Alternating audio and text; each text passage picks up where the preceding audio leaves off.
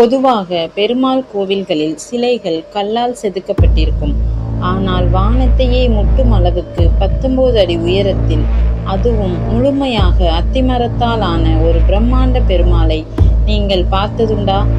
காஞ்சிபுரம் அத்திவரதரை விடவும் பழமையான வரலாற்றை கொண்டது இந்த கொளிக்குத்தி வான்முட்டி பெருமாள் கோவில்.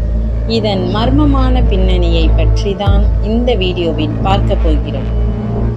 இந்த கோவில் சோழர் காலத்தில் கட்டப்பட்டது. சுமார் 1000 ஆண்டுகளுக்கு மேல் பழமையானது. பிப்பல மகரிஷி என்ற முனிவர் தனக்கு ஏற்பட்ட ஒரு சாபத்தை போக்கிக் கொள்ள இங்கு வந்து தவம் செய்தார். அப்போது பெருமாள் அவருக்கு விஸ்வரூப கோலத்தில் காட்சியளித்த இடம்தான் இது. அதனால் தான் இவருக்கு வான்முட்டி பெருமாள் என்று பெயர். 19 அடி உயர பெருமாள் சிலையை கண்டதும் நம்முள் பலருக்கு வியப்பை ஏற்படுத்த தூண்டும். இங்குள்ள மூலவர் சிலை முழுமையாக அத்திமரத்தால் செதுக்கப்பட்டது. பொதுவாக மர சிலைகளுக்கு திருமஞ்சனம், அதாவது அபிஷேகம் செய்ய மாட்டார்கள். அதற்கு பதில் 12 ஆண்டுகளுக்கு ஒரு முறை தைல காப்பு சாத்தப்படுகிறது.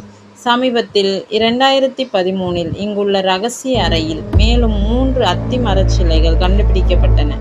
அவை 100 ஆண்டுகளுக்கும் மேலாக பூட்டி வைக்கப்பட்டிருந்தன என்பது ஆச்சரியமான தகவல்.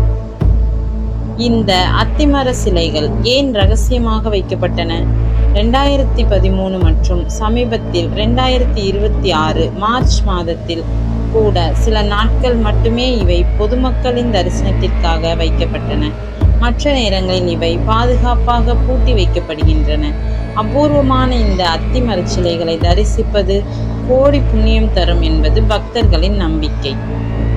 கும்பகோணத்தில் இருந்து சுமார் 5 கிலோமீட்டர் தொலைவில் உள்ள இந்த தலத்திற்கு நீங்கள் எப்போதாவது சென்றிருக்கிறீர்களா அல்லது செல்ல திட்டமிட்டுள்ளீர்களா?